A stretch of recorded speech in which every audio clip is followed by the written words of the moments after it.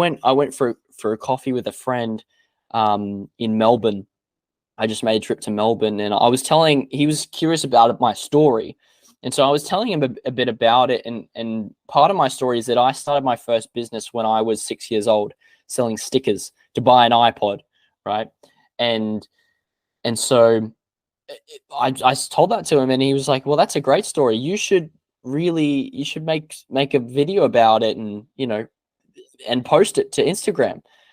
I'm like, I hadn't really considered it because it's kind of about stickers and not really about fashion. And I don't know if my audience is really, but I was like, it's actually a really good idea. I hadn't considered it before, but I will now. And so I set up in my hotel room, literally just my phone, and I had my little lav mic, and I told my story about how I started my first business and what that means to me today in what I'm doing now, and how I'm helping brand owners turn their side hustle into a full-time career. And I posted it, and it got more response, like double or triple the response than anything I'd put before. And all these pieces of content that I thought were really good, that I spent a long time on, and I think they were right. They were helping people. They were valuable. They were more educational in nature. And that post, that story, it got shared probably double or triple the amount of times anything else. I was getting people comments, people saying, "Yeah, this is great," and how they loved hearing the story. And so I believe, I mean, I kind of preach about this, so it was a lesson for me to, well, Elijah, you kind of got to practice what you preach a bit more. And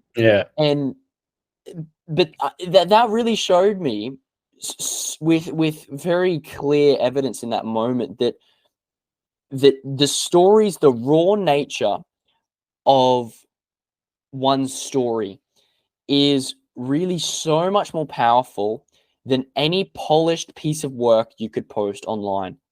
It is so much more powerful, and that is what FitDrop, I believe, gives the ability for people, for creators and brand owners to do, is show their story in a really raw format.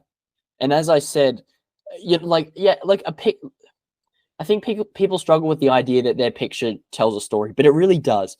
Because if you are on your way to work and you show a picture of your fit, right, that tells a whole story about how you have this passion to start a brand and go full time, and that to be your career.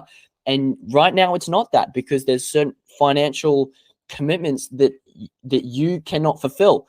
And so that's a whole story. And that's something that I can look at and go, yeah, I really resonate with this story.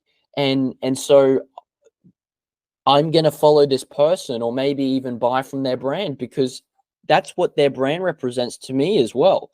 And that's a story that I resonate with. So anyway, there's a little anecdote. And no, you're good. Yeah, I definitely agree. I think a lot of the times people can be scared to put things out because they think it's not perfect. But it's often the times the content you think will do terrible is going to do the best. And it's just because you're being real and you're being you, right? I think when we first started our marketing, I tried going crazy with the CapCut edits and subtitles and everything. But the ones that ended up blowing up were just me being honest, telling a story, talking about things, telling people what the app is, rather than trying to be flashy or optimized for engagement or retention, algorithm, whatever. Just put it out there, and eventually something will happen for sure.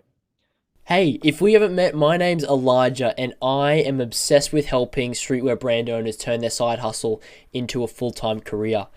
The conversation you just watched is one small part of a greater podcast episode.